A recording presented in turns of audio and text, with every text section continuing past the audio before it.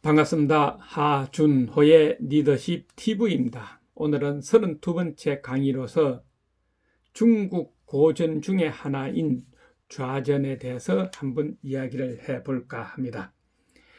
이 좌전이라는 것은 춘추 자시전을 줄여서 좌전이라고 하는데, 노나라의 자구명이라는 사람이 쓴 책으로 노나라 응공 원년부터 시작을 해서 노나라 애공 27년까지 254년 동안의 춘추 열국 시대의 이야기를 적어 놓은 책이 바로 좌전이다 하는 겁니다.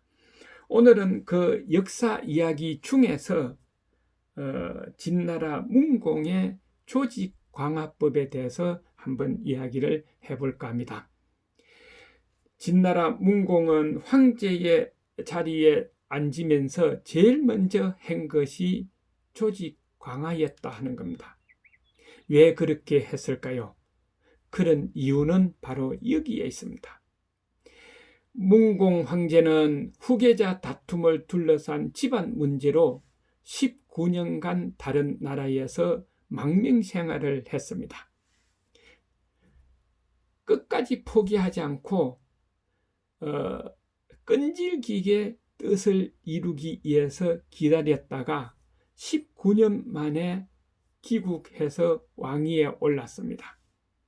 오르고 보니까 백성들은 19년간 나라 밖에 있다 보니까 백성들 마음이나 생각이나 사고에서 이미 떠난 사람이고, 또 망명하는 19년 동안에 나라 안에 있었던 대신이나 신하나 관료들은 현 황제에게 충성을 다했고, 망명 가 있는 문공에게는 별로 관심이 없었겠죠. 그래서 이런 사람들을 이끌어 가려고 하다 보니까 좀 생각을 달리 해야 되겠다. 처음부터 조직을 새로 만들어서 시작하는 것처럼 해야 되겠다 생각하고 조직광화법을 시작했지 않느냐 하는 겁니다. 문공은 맨 먼저 백성들의 생활 안정에 힘을 썼고, 그 다음에 이 사회 속에서 백성과 백성들끼리 신뢰가 있도록 만들었고, 그리고 군주에 대한 백성들의 신의를 확립하는 데에 심혈을 기울여서 백성들을 교화하는데 한 2년간 전념을 했습니다. 그리고 한 2년이 지나고 난 다음에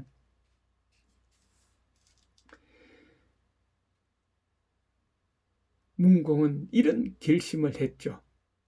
천하제패를 한번 해야 되겠다. 그런 결심을 내비치니까 구범이라는 신복인 신하가 이런 이야기를 했습니다. 폐하, 백성들은 아직 의가 무엇인지 알지 못합니다. 또 생활도 안정되지 않았습니다. 그래서 지금 기량하면은 안 됩니다 하고 이야기를 했습니다. 그래서 어떻게 하면 되겠느냐 물었더니, 민생 안정을 위해서는 국가 안보가 우선이 돼야 된다.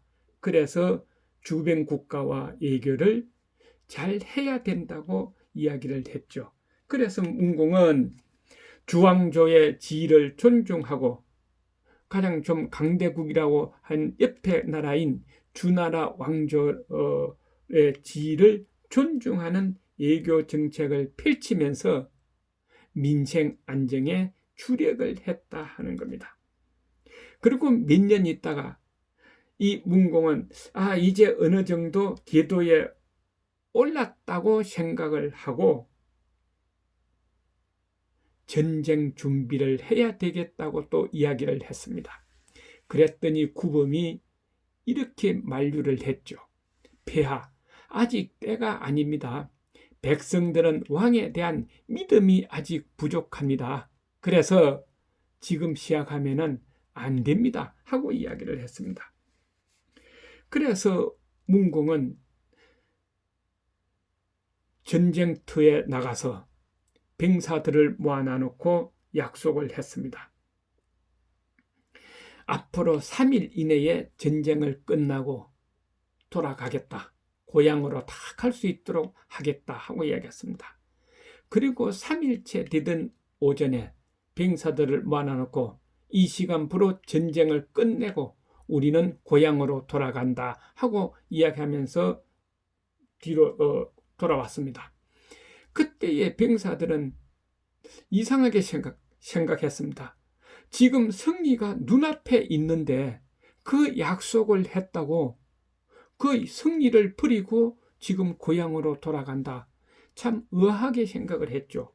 그리고 고향에 와서 고향 사람들에게 그런 이야기를 했습니다.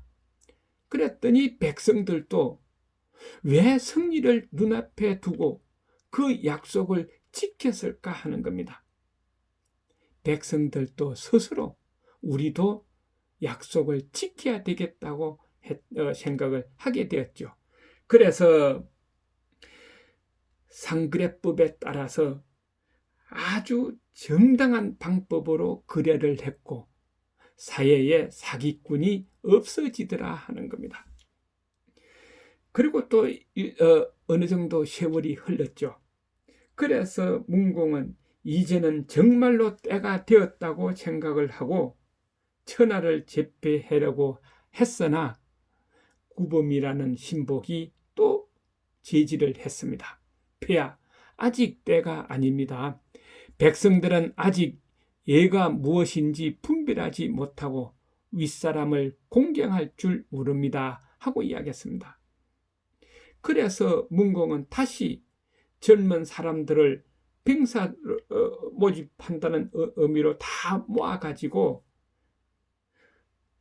대대적으로 훈련을 시켰습니다. 무슨 훈련을 시켰느냐? 예의 본보기를 보이고 그것을 실천하도록 훈련을 시켰죠. 그리고 지금을 치면은 초급 장교들, 이관 장교들이나 되겠죠. 이런 초급 장교들을 임명을 해서 적당한 인원을 할당해서 책임제를 했습니다. 예를 지키면서 군대 규율을 지키도록 만들었다 하는 거죠. 그리고 고향으로 다 보냈습니다. 고향에 돌아간 그 젊은 애들이 윗사람과 부모를 위해서 공경할 줄 알더라 하는 겁니다. 그러다 보니까 백성들도 윗사람의 지시라면은 두말하지 않고 하고 황제의 군주의 명령에 철두철미하게 따르더라 하는 겁니다. 바로 이런 간단한 방법이 조직 강화법의 가장 기본이다 하는 거죠. 그래서 문공과 구범의 이런 내용은 무엇을 의미하느냐 하고 생각해 본다면은 어떤 지도자가 처음 조직을 만들었을 때나 처음 조직을 맡아서 이끌어 갈 때는 이런 소박한 마음가짐 3가지를 가지고 조직을 이끌어 가야 된다 하는 것을 제시했다 하는 겁니다. 그 첫 번째가 의였죠. 지도자는 의를 확립해야 된다. 의가 무엇입니까? 보이지 않는 손의 윤리입니다. 남에게 거짓말을 하지 않는 겁니다. 또 정직한 걸 말합니다. 윤리, 도덕을 말하는 겁니다. 지도자부터 이런 의를 확립해야 지도자가 백성들 앞에 올바른 목표를 제시하면은 백성들은 그것을 믿고 자기 백성들의 의욕을 이끌어낸다 하는 겁니다. 지도자가 의가 없으면은 아무리 좋은 목표를 내놓더라도 백성들이 믿고 따르겠느냐 하는 겁니다. 그래서 지도자가 제일 먼저 갖춰야 할 것이 의다 하는 겁니다. 그 다음에 두 번째 내용이 신뢰입니다. 지도자는 어떤 사람이든 이때 신하나 대신들이나 관료는 말할 것도 없고 백성들로부터 신뢰를 얻어야 된다는 거죠. 그래서 공자께서는 이런 이야기를 했습니다. 군주가 백성들로부터 신뢰를 잃으면은 자리 그 자체가 위태롭다. 자리가 위태롭다고 그랬습니다. 그리고 공자께서는 이런 이야기를 했죠. 신뢰가 없는 사람은 사람으로서의 평가할 가치가 없다. 왜냐? 신뢰가 없으면 사람들이 따르지 않는다 하는 겁니다. 우리가 의를 가져야 하는 것은 길을 갈 때에 같이 동행을 하려면은 의가 있어야 되고, 그 다음에 신뢰가 바로 있어야 되죠. 믿을 수 있어야 그 사람하고 같이 갈 수 있다 하는 겁니다. 그래서 정치의 기본은 신뢰 관계를 확립하는 것이기 때문에 지도자는 신을 가져야 된다 하는 겁니다. 그 세 번째 내용이 예입니다. 지도자는 예를 확립해야 된다. 예라는 것은 뭡니까? 우리가 길을 동행할 때, 같이 갈 때에 서로 화목하게 가기 위해서는 서로 화합하고 융화해야 되겠죠. 화합하고 융화해서 화목하게 길을 동행을 하려면은 나 자신을 낮추고 상대방을 존경해 줘야 됩니다. 예라는 것은 바로 자기 자신을 낮추고 상대방을 존경하는 것이 예입니다. 그러면은 최고 지도자, 권력자는 백성들을 사랑해야 됩니다. 백성들은 최고 권력자, 지도자를 존경해야 되겠죠. 이 관계가 잘 이루어져야 된다는 겁니다. 그래서 얘는 사회생활의 규범을 말한다 하는 거죠. 윗사람을 존경하고 아랫사람을 사랑하는 것이 바로 예다 하는 겁니다. 지금 시대는 형적인 관계를 대단히 중요시 여깁니다. 형적인 관계가 중요합니다. 그래야 서로 간의 인간관계가 잘 이루어지겠죠. 인간관계가 잘 이루어진 상태지만은 그래도 자기보다 윗사람은 존경해야 되고 자기보다 아랫사람은 사랑해야 된다. 종적인 관계는 유지가 돼야 된다 하는 겁니다. 그래서 어떤 조직도 성립되지 않기 때문에 예가 필요하다. 예가 없으면은 어떤 조직도 성립되기 어렵다 하는 겁니다. 그래서 문공은 황제가 되자마자 가장 기본적인 시책을 실현시켜서 착실하게 자신의 이치를 굳혀서 훌륭한 군주가 되었다는 겁니다. 또 하나는 망명시에 이 나라에 남아있으면서 자기를 싫어하고 반대했던 신하나 대신이나 관료들, 어떤 보복을 당할까 싶어서 아주 떨고 있는, 불안해하고 있는 그런 사람들을 다 용서를 해서 내 사람으로 이끌어갔다 하는 겁니다. 조직 강화는 하나를 만드는 데에 중점을 둬야 된다 하는 거죠. 이렇게 조직을 강화했으면은 조직을 활성화해야 되겠죠. 그래서 서쪽의 패자라고 할 수 있는 진나라 목공 이야기입니다. 진나라는 춘추시대 초기부터 존재했던 나라로 춘추시대 초기 그때는 서쪽 후미진 곳에 있는 진나라가 아주 후진국이었습니다. 그런데 목공이 즉위하면서 전성기를 만들었다. 그래서 시황제 시대에 와서 중국을 통일하고 춘추 전국시대의 종지부를 찍었다 하는 겁니다. 이런 목공의 조직 활성화를 이룬 것은 어떤 걸 가지고 그랬을까 하는 겁니다. 제일 먼저 목공은 인재 확보와 등용이었습니다.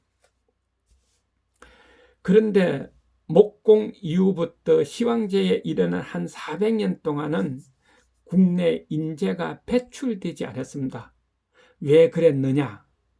목공 황제가 제일 먼저 해외에서 인재를 불러 들어오기 시작을 했습니다.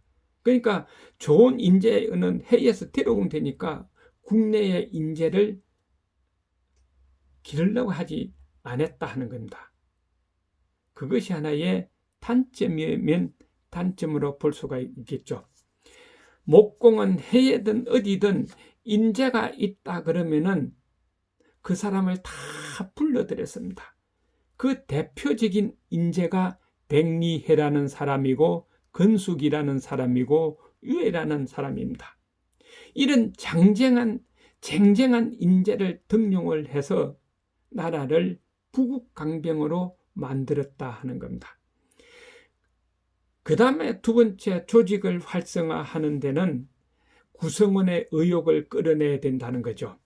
아무리 인재가 많아도 조직 구성원들의 의욕을 끌어내지 못하면 아무 소용이 없습니다. 그래서 목공은 조직 구성원들의 의욕을 끌어내는 방법으로 신하와 대신들에게 이런 이야기를 했습니다. 조직을 활성화시키려면, 조직 구성원들의 의욕을 끌어내려면 아랫사람을 진심으로 신뢰해라. 아랫사람을 진심으로 신뢰해야 그 사람들이 갖고 있는 모든 능력을 다 내놓을 것이다 하는 겁니다.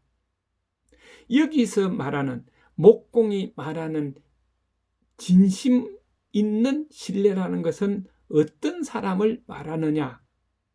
나 개인에게 충성을 해서 출세하려고 하는 사람, 아랫사람을 말하는 것이 아니다는 겁니다. 진심으로 신뢰를 하는 것은 국가를 위해서 직무를 수행을 하고, 백성들을 위해서 정치를 하고, 국가와 백성을 위해서 자기 업무를 하는 사람, 이런 사람을 진심으로 신뢰를 해라. 이런 사람이 내 밑에 없으면은 이런 아랫사람이 생기도록 만들어라. 그것이 대신들이나 관료들이 해야 할 직무다 하고 이야기했습니다. 나 개인에게 충성을 하고 아부떨고 뭔가 욕심을 차리려고 출시하려고 그러고 이런 사람은 안 된다는 겁니다. 백성과 나라를 위해서 직무 수행하는 사람을 만들어야 된다. 그러려면은 진심으로 아랫사람을 신뢰해야 된다 하고 목공은 이야기를 했습니다. 그래서 강대국이 되었다 하고 이야기를 할 수 있겠죠.